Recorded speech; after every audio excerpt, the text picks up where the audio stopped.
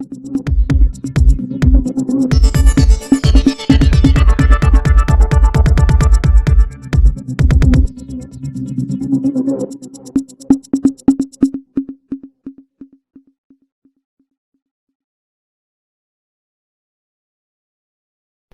വർഷത്തെ ഹജ്ജ് യാത്രയുടെ ഒരുക്കങ്ങൾ സംസ്ഥാന ഹജ്ജ് കമ്മിറ്റിയുടെ നേതൃത്വത്തിൽ പുരോഗമിക്കുന്നു.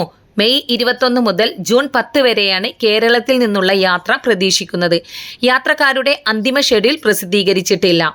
സംസ്ഥാനത്ത് 17,768 പേർക്കാണ് അവസരം. ഇതിൽ 7,222 പേർ പുരുഷന്മാരും 10,537 സ്ത്രീകളുമുണ്ട്. കൂടാതെ 9 കുട്ടികളും കരിപ്പൂർ വഴി 10,371 പേരും കണ്ണൂർ വഴി 3,113 പേരും കൊച്ചി വഴി 4,239 പേരുമാണ് യാത്രയാകുന്നത്.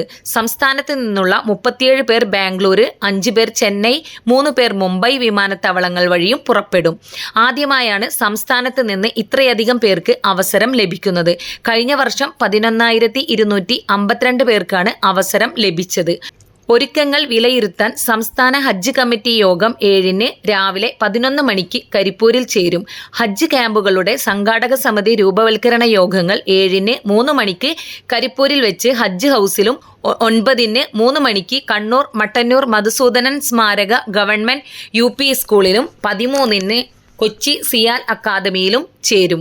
ഹജ്ജ് ക്യാമ്പുകളുടെ സംഘാടക സമിതി രൂപവൽക്കരണ യോഗങ്ങൾ 7-ന് 3 മണിക്ക് കരിപ്പൂരിൽ ഹജ്ജ് ഹൗസിലും 9-ന് 3 മണിക്ക് കണ്ണൂർ മട്ടന്നൂർ മധുസൂദനൻ സ്മാരക ഗവൺമെന്റ് UP സ്കൂളിലും 13-ന് കൊച്ചി സിയാൽ അക്കാദമിയിലും ചേരും. രണ്ടാം ഘട്ട പരിശീലനം മെയ് 15-നകം പൂർത്തിയാകും. വാക്സിൻ ഗവൺമെന്റ് ആരോഗ്യ കേന്ദ്രം മുഖേന വിതരണം ചെയ്യുന്നുണ്ട്. തീർത്ഥാടകരുടെ ബാഗേജുകളിൽ പതിപ്പിക്കുന്ന പ്രത്യേക സ്റ്റിക്കറും വനിതാ തീർത്ഥാടകരുടെ മഫ്ത സ്റ്റിക്കറും വിതരണവും അതത് കേന്ദ്രങ്ങളിൽ നടക്കുന്നുണ്ട്.